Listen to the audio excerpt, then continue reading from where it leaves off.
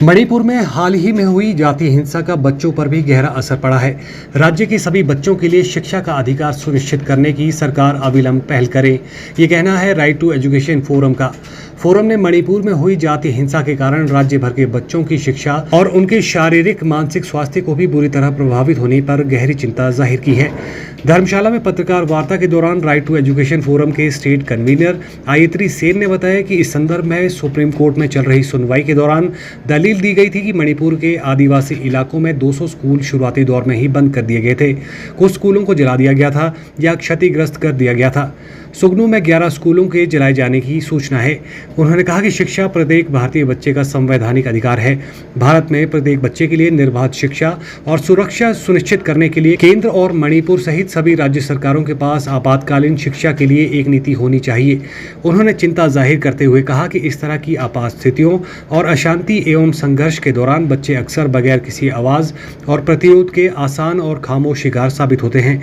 ऐसे हालात उनके कोमल मस्तिष्क और जीवन पर गहरा शारीरिक मनोवैज्ञानिक असर डालते हैं।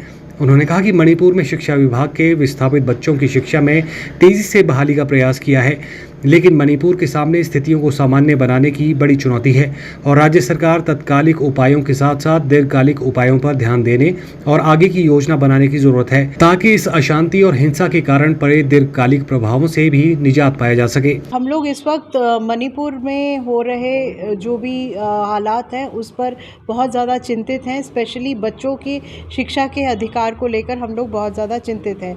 वो इसलिए भी है क्योंकि वहाँ पे स्कूल तो खुल गए हैं, पर एक बहुत ज़्यादा चिंता का कारण ये है कि स्कूल खुलने के बावजूद वहाँ पे जो स्कूलों में अटेंडेंस है वो कम होती जा रही है।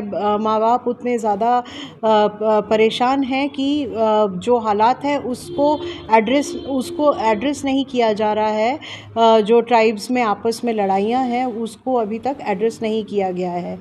तो हमारी तरफ से जो बात है, जो हमारी मांगे हैं, उनमें प्रमुखता हम लोग इस बात को दे रहे हैं कि बच्चों को और उनके मेंटल हेल्थ को एड्रेस किया जाना चाहिए और मेनली इस बात को भी देखना चाहिए कि जो बच्चे डिस्प्लेस हो गए हैं उनको एडमिशन कहीं पे भी, चाहे वो मणिपुर में डिस्प्लेस हुए हों, चाहे वो दूसरे राज्यों में डिस्प्लेस हुए हों, उनको कोई भी मुश्किल नहीं आनी चाहिए कहीं पे भी एडमिशन लेने में। दूसरी बात ये भी है कि जिन लोगों ने अपने घर बार खोए हैं या जो भी कुछ खोया है, उन लोगों के पास ऑब्वियसली कोई आइडेंटिटी का कोई भी नहीं होगा, अपने पास कोई कार्ड नहीं होगा, कुछ नहीं होगा, तो उनको भी ऐसी कई सारी परिस्थितियाँ, अजीब सी परिस्थितियाँ देखनी होंगी। तो ऐसे में उनकी मुश्किलों को किस तरह से कम किया जाए ये सरकारों को देखना पड़ेगा।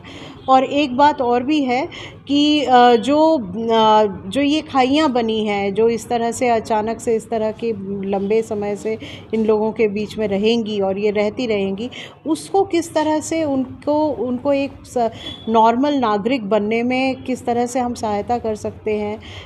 आज हम उनको ड्रेस या उनको किताबें या फिर और भी रिसोर्सेज दे देंगे, लेकिन उनके जीवन में जो ये खाइयाँ आई हैं इसको कैसे कम किया जाए, ये सरकार का और हमारा बहुत बड़ी जिम्मेदारी है। जो वो उनके जीवन में ये ना हो कि हमारे ज़िंदगी में हमने तो अपने माँ बाप को खो दिया या हमारे पड़ोसी के घर को इस तरह से जलाया गया। ये बातों को किस तरह से एड्रेस करना है और इन चीज़ों को, ये भी हमारी उतनी ही बड़ी जिम्मेदारी है।